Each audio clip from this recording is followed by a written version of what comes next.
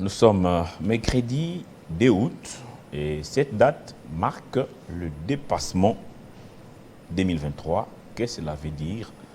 Avec nous sur ce plateau, Bertin Mbouya, analyste environnementaliste. Bonjour et bienvenue. Bonjour M. Crispin, merci beaucoup pour l'invitation.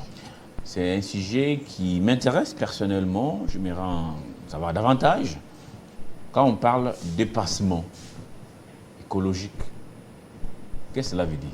Merci. Pour ceux qui nous suivent, même pour les enfants qui sont scotchés, qui sont pendant les vacances, c'est vrai, il y a le jeu de la francophonie, mais le matin comme ça, tout le monde est branché pour se divertir. Et ça, c'est un sujet qui sort un peu l'ordinaire. Le monde connaît en ces moments un dépassement. Oui, aujourd'hui, c'est les jours du dépassement, jour du dépassement de la Terre. C'est un sujet très important qui n'a pas été connu, mais qui doit être connu parce que la lyre avec laquelle nous allons, il faudrait des mesures qui doivent être prises. Les jours du dépassement, c'est la date dans l'année à laquelle l'humanité a consommé toutes les ressources que les écosystèmes devraient produire en une année. Donc ça veut dire les écosystèmes que nous avons, les rivières, le fleuve, les océans, les forêts, les sols sur lesquels nous cultivons à manger, ont des éléments qui sont soumis à des cycles de matière. Donc par année, on sait que l'arbre va produire autant de fruits. Donc si vous ne consommez pas en tenant compte de la capacité à cet arbre à produire ce fruit, vous allez au-delà et donc vous avez déjà dépassé. C'est ça exactement ce qu'on appelle les jours de dépassement. Ça veut dire que dépasser aujourd'hui, donc demain, l'humanité va commencer à vivre à crédit. Donc nous allons commencer à toucher les capitales, ce qui conduit généralement à l'extinction des espèces. Donc on exploite suffisamment de ressources sans tenir compte de leur capacité à se multiplier, à se régénérer. Nous entrons dans le capital et c'est ça ce qu'on appelle les jours de dépassement. Et comment ça se calcule? Comment on sait que c'est aujourd'hui, on a fini de consommer? Est-ce que c'est toute la Terre? Est-ce que ce sont des régions ciblées? Donc aujourd'hui, si je vais ici à côté, au niveau du fleuve Congo, je prends un gobelet d'eau, cette eau-là, je l'ai consommée à crédit. Je ne sais pas si j'ai bien compris ici. Bon, oui. Par rapport à ce qui devait être consommé. L'essence globale, c'est ça. Oui. Mais en réalité, dans les fonds, ce n'est pas exactement comme cela. Oui. Comment ça se calcule? C'est depuis 1961 que ça se calcule par une ONG américaine dénommée Global Footprint Network. Ça se calcule comme ceci. On divise la biocapacité, je vais expliquer les concepts, la biocapacité de la Terre sur l'empreinte écologique, les tout multipliés par 365 jours. Et donc, la biocapacité, c'est la capacité qu'a une zone donnée, pour la Terre entière, à produire de ressources renouvelables et sa capacité, donc la capacité de la même zone, à absorber les déchets ici de la consommation de ces ressources. Par exemple, Kinshasa consomme les makala. Les makala qui viennent des plateaux de Bateke. Les plateaux de Bateke, c'est un écosystème qui nous produit des arbres qu'on fabrique de makala. Et donc, la biocapacité des plateaux de Bateke sous-entend sa capacité à nous produire des makala et aussi sa capacité à absorber les fumées, les CO2 émis des makala que nous avons consommés venant des plateaux de Bateke.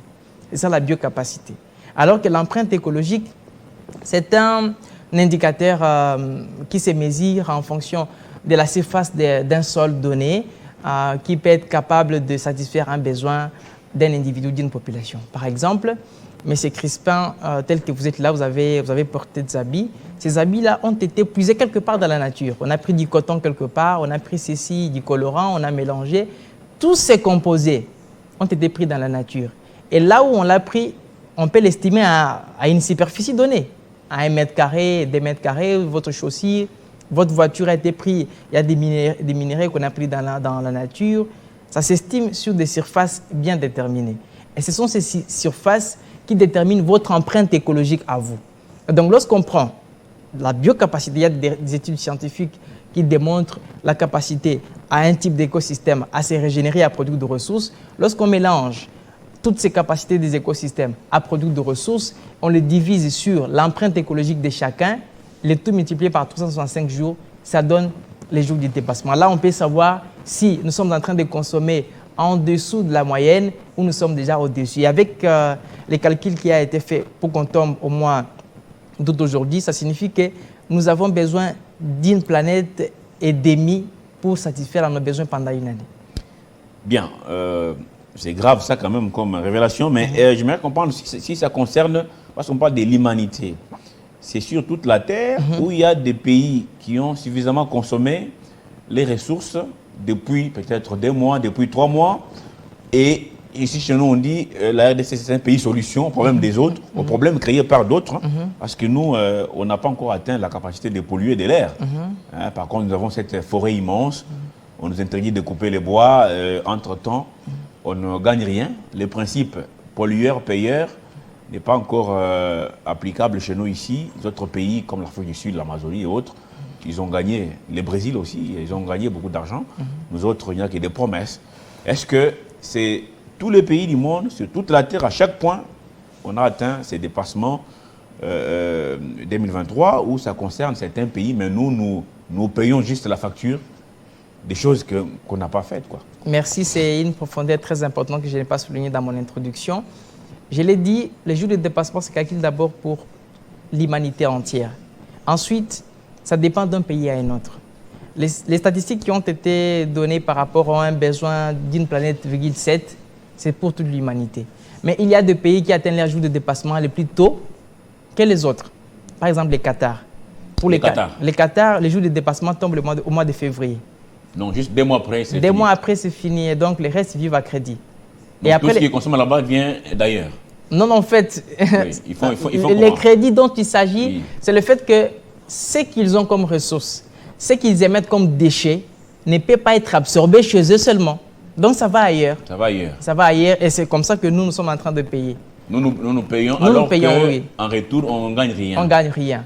En deuxième position, au mois après février, au mois de mars, au mois de février, il y a aussi Luxembourg en Europe, qui ont aussi, le jour de dépassement tombe le mois de février. En mars, il y a les États-Unis. Les États-Unis, ça tombe en mars, et donc dans 3 mois, ils consomment presque toutes leurs ressources. Et le Congo, jamais, non? Le Congo, presque pas. Nous, jamais, on dépasse. Il y a la France au mois de juin, la Chine, la France au mois de mai, la Chine au mois de juin. Et donc, le pays comme le nôtre, en réalité, nous sommes en deçà. Nous sommes en deçà de la moyenne. Mais pourquoi nous parlons de ce sujet? C'est très important qu'on en parle. Très important parce qu'il y a des décisions qui doivent en être dégagées. Nous avons été abrutis par beaucoup d'histoires dans le secteur de l'environnement. Il ne fallait pas faire ceci, il ne fallait pas faire cela, mais ce concept est venu aussi révéler certaines réalités. Pourquoi on va les traiter? C'est par rapport à 3 dimensions de fait. La première dimension de pourquoi nous devons connaître les jours du dépassement, c'est sur le plan d'une révolte qui doit prendre place.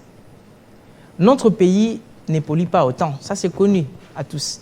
Ne pollue pas comme le Qatar, comme les États-Unis, comme la France. Pourtant, nous sommes victimes des enjeux liés à la protection de l'environnement.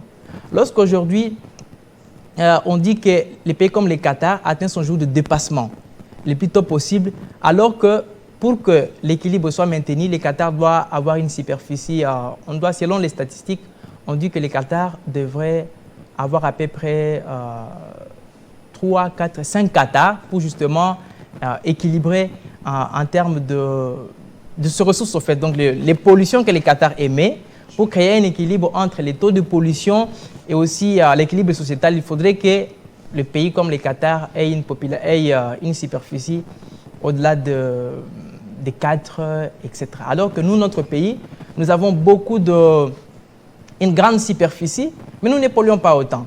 Donc, ça veut dire que ce concept de jour de dépassement vient nous montrer qu'il y a des pays, comme des pays européens, qui polluent beaucoup plus et qui n'ont pas suffisamment d'espace, alors que pour nous, la RDC, nous avons beaucoup d'espace, nous ne polluons pas.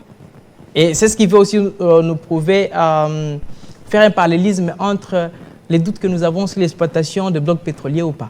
Si les pays comme le Qatar, qui polluent d'ailleurs beaucoup plus que nous, peut exploiter autant le pétrole, prôner son développement, mais il n'a pas d'espace. À combien plus forte raison les pays comme le nôtre, on peut nous interdire à exploiter seulement 27 blocs pétroliers?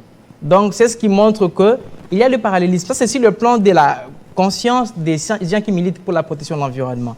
La deuxième dimension, c'est aussi interpellateur. L'environnement a été détruit par le pays industrialisé, par les pays qui sont beaucoup plus développés. Mais les leçons des restrictions pour ne pas exploiter les ressources viennent de là vers les pays en voie de développement qui n'ont rien. Qui n'ont presque rien. En fait, qui n'ont rien fait. Qui ne font presque rien. C'est comme un bourreau, n'est-ce pas, qui va s'acharner sur sa victime. Oui. On se demande, est-ce que c'est vraiment nous qui allons poser les pas? Il fait porter le chapeau à la victime. Oh oui, ou bien c'est eux qui devraient commencer par poser les premiers pas. Parce que les chiffres, ça se voit. Ils atteignent les jours de dépassement très tôt que nous autres.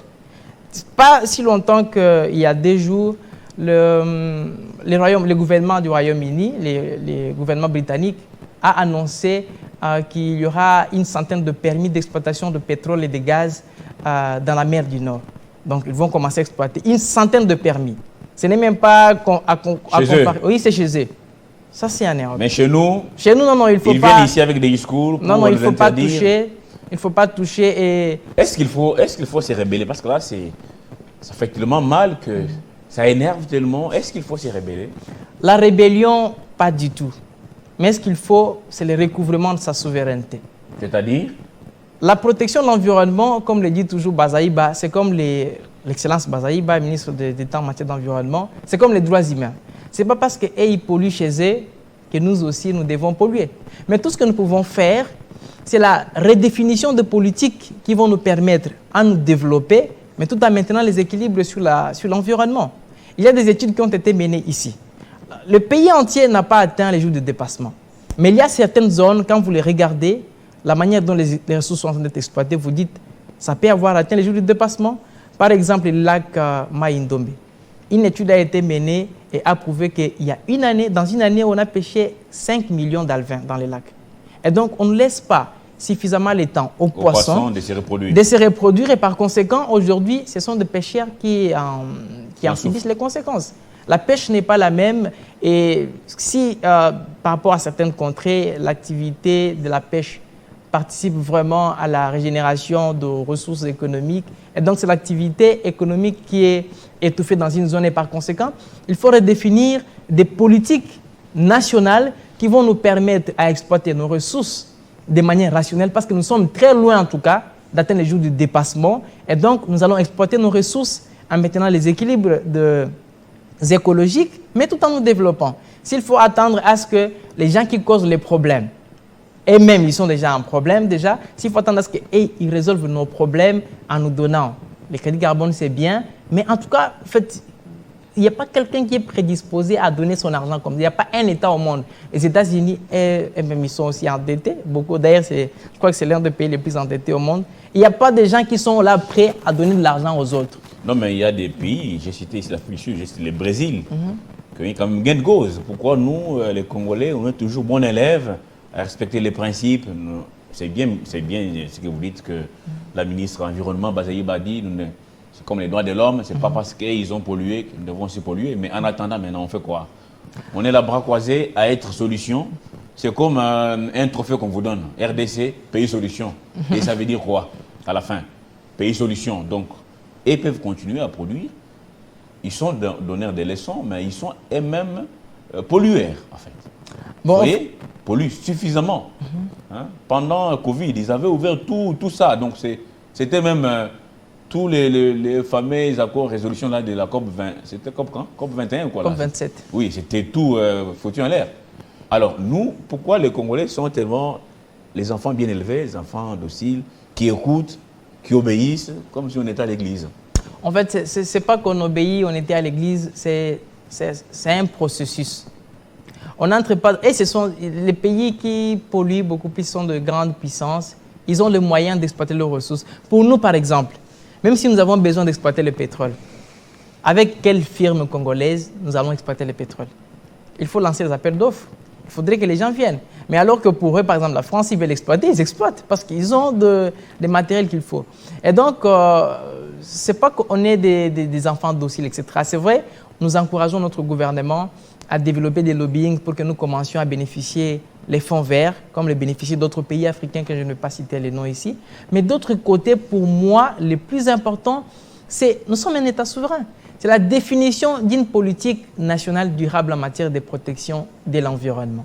Qu'on ne s'attarde pas que sur les crédits carbone ou quoi que ce soit. Notre pays a une grande superficie, notre pays a un grand potentiel de polluer un peu et d'absorber ces pollutions. Notre pays a tout ce qu'il faut pour exploiter les ressources, pour promouvoir le développement tout en maintenant les équilibres. Et donc, l'affaire d'attendre tout de l'extérieur, être payé solution pour les autres, pas pour soi-même, je ne suis pas du tout d'accord. Je ne crois pas que le gouvernement est d'accord avec ça, sauf c'est une course à grande échelle. On essaye de toucher un peu de tous bords. Là où on parle de crédit carbone, là on parle des fonds verts. Le gouvernement est là, il s'y met. Et s'il faut développer pays solution, on développe, c'est un argument accrocheur. Mais en dehors de cela, nous devons développer des politiques à l'interne. C'est comme ça que le gouvernement a lancé les projets d'appel d'offres qui peut-être jusqu'aujourd'hui continuent à souffrir en tout cas. Mais nous l'encourageons, En dehors de cela, il faudrait qu'il y ait d'autres projets, qu'on installe des usines de transformation. Aujourd'hui, on parle de la transition énergétique. Notre pays, c'est un grand potentiel. Nous avons tous les minéraux qu'il faut pour la fabrication des batteries, des voitures électriques. Ils peuvent aussi mener des lobbying pour que les entreprises soient installées ici, pour que les jeunes Congolais soient renforcés en capacité, pour qu'ils participent au fait dans cette transition écologique, qu'ils ne viennent pas nous passer comme ça, parce que généralement, les concepts viennent, nous les prenons à bras les corps de manière pas très sage, et après, ce sont les autres qui en bénéficient. Mais si notre gouvernement diversifie les techniques en termes de comment capitaliser sur base de ce que nous avons comme potentiel en termes de forêt, en termes de l'eau, en termes de ressources de minéraux, nous allons en sortir vainqueurs, et ce n'est pas seulement en étant des enfants dociles que nous allons gagner. Nous ne sommes pas acteurs ni à la base de ces dépassements, mais nous subissons les conséquences. Quand même, oui. Parce que nous partageons la même planète, n'est-ce pas? Nous n'avons que cette terre à protéger. Oui. Question maintenant, qu'est-ce qui va se passer? Parce que là, les gens continuent à mettre au monde, nous nous multiplions. Les besoins augmentent jour après jour. Il faut nourrir ceux qui nous rejoignent sur la terre. Entre-temps, vous dites que la terre n'est plus capable, en tout cas, de renouveler ses ressources. Pendant 12 mois, ça devient difficile.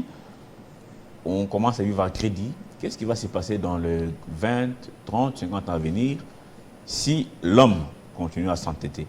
La première des choses, ce sont les chiffres alarmants. Vous savez que les pollutions tuent chaque année. Les pollutions, je parle de l'air, de l'eau, du sol, 9 millions de personnes. 9 millions. Chaque année à travers le monde, oui, les pollutions tuent de manière prématurée 9 millions de personnes. Ce sont les chiffres, je crois, que vous pouvez trouver dans le site de l'OMS. C'est déjà alarmant. Mais d'autres études scientifiques ont démontré que si nous ne changeons pas notre manière de consommer, d'avoir accès à l'électricité, à l'énergie, d'ici 2050, nos besoins d'énergie vont doubler. Et donc, si nos besoins doublent et que rien n'est fait, ça veut dire que les chiffres des morts vont aussi doubler parce que nous avons une seule planète. Les réchauffements climatiques vont augmenter, les terres polluées vont augmenter, les rivières polluées vont augmenter, les conditions de vie vont devenir les plus difficiles. Et donc, c'est simple, il n'y a pas des imaginations à se faire. Après 10 ans, 15 ans, qu'est-ce qui va être fait si rien n'est fait? Si rien n'est fait, alors les conséquences vont s'aggraver, vont se doubler, vont se tripler, etc. Mais il y a des actions qui sont proposées pour que les jours de dépassement reculent. Vous savez qu'en 1970, les jours de dépassement tombaient le 7 décembre. C'était vraiment à la fin de l'année. Donc nous consommions les ressources normalement. En 2000, ces jours de dépassement est tombé le 1er novembre. Donc on a baissé. En 2010, c'est tombé le 21 août. Ça a baissé encore. En 2021, le jour de dépassement est tombé le 29 juillet. C'est pendant la Covid, parce que toutes les activités ont été arrêtées, que les jours de dépassement a essayé de reculer encore pour tomber au mois Donc il faut une autre pandémie, genre Covid. Non, c'est pas une autre pandémie. Pendant 3 ans pour qu'on revienne en décembre, oui. Non, la solution elle est simple. La solution c'est redéfinir notre manière de consommer, notre manière d'avoir accès à l'électricité, notre manière les moyens de transport, etc. Notre manière de consommer, c'est quoi? Vous savez, c'est un tiers d'aliments, de consommation qui sont gaspillés chaque jour à travers le monde. Donc, il y a des gens qui ont un style de consommation bizarre. Si je comprends bien, l'homme est l'être le plus dangereux. Pour la planète. Pour la planète et contre les autres lui-même. espèces respectent tout ça. Oui, c'est nous qui n'avons rien compris du tout. Et sur le plan énergétique, par exemple, nous parlons de la transition écologique, transition énergétique. Si nous optons pour des moyens d'accès à l'énergie plus propre, ça réduit notre empreinte écologique. Par exemple, pour les cas de Kinshasa, qu'est-ce qu'on peut faire de manière pratique pour réduire son empreinte écologique, par exemple sur le plan de l'exploitation de la forêt? 80% des Kinois utilisent les makala pour la cuisson chaque jour. Or, ces makala, on utilise les braseros, les mamboula. Actuellement, il y a les mamboula économie qui ne demandent pas plus de makala pour préparer à manger. Donc, vous pouvez vous en procurer pour utiliser peu de makala et donc, par conséquent, on a une petite pression sur la forêt. Ailleurs, on utilise le convoiturage, par exemple. Donc, au lieu d'avoir chacun sa voiture pour aller au travail, vous habitez les mêmes quartiers, vous avez la même direction, une seule voiture, vous entrez puis vous partez au boulot. Pas chacun a son volant alors qu'il y a des espaces vides. Il y a des espaces vides dans le véhicule. Et donc, c'est un comportement. Ce sont des petits détails, mais qui va coordonner tout ça si les grands pollueurs sont les plus têtus? C'est compliqué. Bonne chance à vous qui êtes dans l'environnement, tous sommes concernés. Voilà les débats les gens ont des débats qui doivent vous intéresser, au lieu d'être dans des débats des caniveaux, de tout ce qui est délétère et ce qui avile. C'est pas bien. Merci beaucoup Bertin Bouya pour cette contribution. L'émission sera partagée pour que au moins les Congolais qui aiment, n'est-ce pas, apprendre. Apprennent au moins que nous avons dépassé notre consommation des ressources naturelles ou des ressources des écosystèmes. Je vous remercie en tout cas pour l'honneur. Merci à vous. Avant de terminer, des anniversaires. D'abord, Armel Banza Ngoy qui souffle sur sa première bougie. C'est une fillette. C'est de la part de notre confrère Kaboya Seya. Bon anniversaire à Armel Banza Ngoy. Oui, une nouvelle bougie. Ce sont des nouveaux défis à relever. Vous avez tout un avenir, même si le monde actuel devient de plus en plus pollué. Et les anniversaires aussi à Naomi Mbongo, à Lingo, Naomi Ambongo, à Limo, la fille de notre confrère Bob Ambongo, mais aussi à Steve Kongolo, journaliste à Nyota TV. Les tout avec ceci, et moi je vous dis au revoir. Rendez-vous semaine prochaine, mercredi prochain donc, même plateau, même antenne, même heure, surtout avec les mêmes plaisirs. Au revoir. Aujourd'hui c'est ton jour, happy birthday. Tout le monde à la maison, happy birthday. Avec moi nous fêtons, happy birthday. C'est maintenant ton moment, happy birthday. Aujourd'hui c'est ton jour, happy birthday. Tout le monde à la maison, happy birthday. Happy birthday. Happy birthday. Personne ne peut oublier, c'est pas juste pour les billets. Aujourd'hui c'est ton jour, c'est ton meilleur jour pour briller. Il faut chanter, faut crier, il faut danser, faut prier. Aujourd'hui c'est ton jour, des messages d'amour par milliers. Et t'auras toute la nuit, et plus rien ne compte. T'auras encore toute la nuit pour refaire le monde. T'auras toute la vie pour refaire les comptes. T'auras encore toute la vie.